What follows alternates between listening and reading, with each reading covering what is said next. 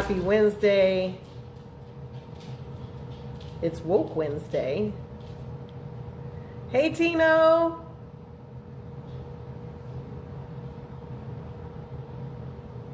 All right. Tino, are you guys already prepping, cooking anything?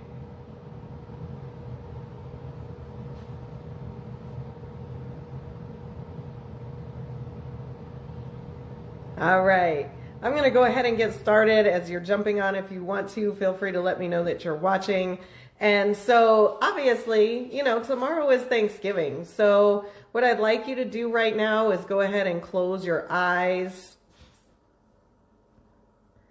And we're going to spend some time in gratitude. So I want you to see the people that you're thankful for in your mind. Just let all of those people that you're grateful that are in your life, let them run through your mind for a little bit.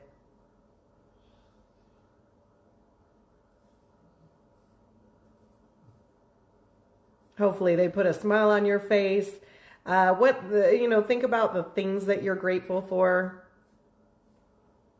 Hopefully none of you are like, my PS5. Like, come on, man. Your house or your car, your job. What things are you grateful for?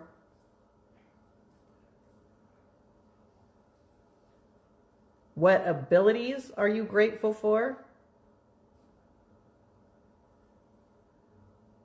I always tell people one of my favorite things about my job is that there's a gym at my job. So I can easily, if I'm feeling stressed out, walk away, go to the gym for a little bit. And that's one of those abilities that I'm definitely grateful for. What challenges are you grateful for?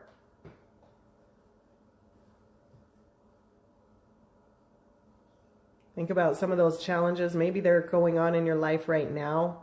Maybe there are things already in the past and you made it through and now you see the purpose behind them, or you see the positive, the silver lining of the cloud.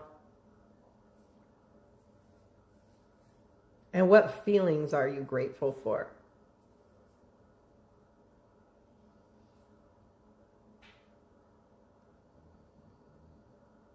All right, feel free to open your eyes. So tonight, as we talk about being grateful, here's the thing, is it's so easy to get caught up in thinking about what we don't have, what we want, but we don't have. It's so easy to get caught up in seeing, sometimes those negatives. So when you're going through a challenge, focusing on, why is this happening to me? Or focusing on, this is terrible. This isn't going to work out the way I want it to, or whatever the case may be. And we know, it's been said time and time again, it's been proven time and time again, that gratefulness can totally change that perspective. So, when you find yourself grumbling about your job, just remember that someone else would be grateful to have that job. When you're grumbling about your spouse or significant other, remember there's someone out there who's lonely, who wishes that they had, a spouse or significant other. When, you're grumbling maybe that your house is too small. Oh, I just live in a tiny apartment, whatever the case may be. Remember that there are people that, would be so happy to have what you have. And so I just wanted to take some time to have people focus on being grateful for what you do have in your life. And so you might have seen this circulating. I've seen it circulate before on Facebook, something along the lines of like, what if when you woke up this morning, all that you had was those things that you were grateful, that you acknowledged. In other words, you spoke or you thought into existence that you acknowledged you were grateful for. What would be missing from your life if all of those things that you didn't specifically say, I'm so grateful for this, what would be gone from your life? Would you miss it? Would you not miss it? And so Roy Bennett said, if you aren't grateful for what you already have, what makes you think you would be happy with more? That's an amazing thought. That's a really interesting thought because I know a lot of people tend to kind of jump into things, and hi Sue, kind of tend to jump into things and they're like, oh man, I'll be happy when I get this bigger house. I'll be happy when I get this. And all the meanwhile, they're really minimizing the things that they have already in their lives that they can be grateful for, right? And so sometimes I think people look at, well, I don't, you know, I'm grateful, but I almost, people sometimes almost, I got tongue tied, sorry. People almost tend to think like by being grateful, it's as if I'm settling or I'm accepting this as the best. And no, that doesn't necessarily mean that. I think that it's very true. I mean, we've seen it with, if you follow any kind of, you know, the studies on law of attraction or the magnetism that happens, what you focus on grows, right? And that can happen with the good or the bad. So if you're focusing on, I wish I had this, I wish I had that, I don't have the things that I want, that's what's going to keep coming. Oh man, this job is, I just am so miserable at this job. That job is going to keep giving you like aches and pains, basically. You know, if you're focused on the negative, but if you tend to focus on the being grateful and these are the amazing things that I have in my life, then amazing things will continue to grow in your life.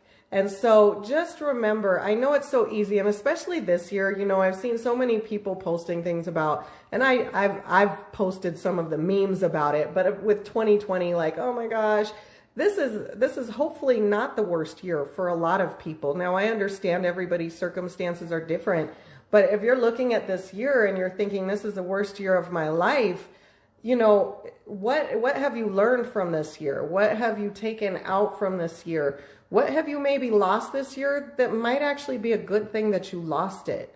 I talk about this a lot with like the people in my workshops. You know, they might be in a moment of being really sad that they lost their job. And every once in a while, I'll get a person who's like, this is the best thing that could have happened to me. I didn't realize how miserable I was, and how miserable I was causing me to have health issues. And this is the best thing that could have happened to me. And I'm always so glad when I hear one of those people, because it's like, yes, you're getting it. There's a lesson in everything, right? There's a blessing in everything. We might not see it right at the moment, but we have to remember to be grateful for those things that we have. So just kind of wanted to put that out ahead of Thanksgiving. You know, you all saw that we were in New Orleans last week, and what an amazing trip that was. But I have to tell you that it was very eye-opening to me, having grown up here in Colorado and, you know, going back to California to visit my family as I was growing up. I realized after going to New Orleans that I've been very sheltered. I saw a lot of poverty at a level that I guess in my mind, I never truly understood. I mean, I hear about it, I've read about it, I've studied about it in school, in college, and different things like that. But to visually see it was a totally different experience.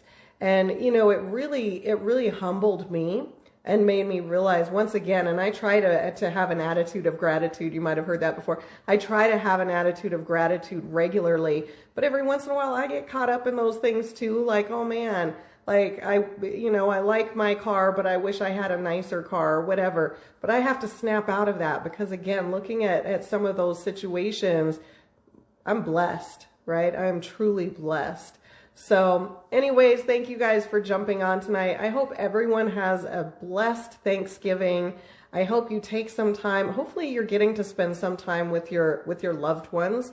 If not, if you happen to be alone because, you know, of closures of things and limitations, or you're high risk or somebody else is high risk, understand that there's a blessing in that too. You might not get to do all of the, you know, normal eating that you do and all of that kind of stuff, but take that quiet time, if you're having quiet time, to, you know, do something that maybe you don't regularly give yourself time to do, whether it's pamper yourself or just sit in silence. That's sometimes really uncomfortable at first, but it can oftentimes lead to those blessings. So, hi Alexis. Hi April. Hi. All right, guys. So thank you guys so much. Have a great Thanksgiving tomorrow from me and my family to yours. Have an amazing Thanksgiving. I'm thankful for all of you, and remember to be grateful. All right. Bye, guys.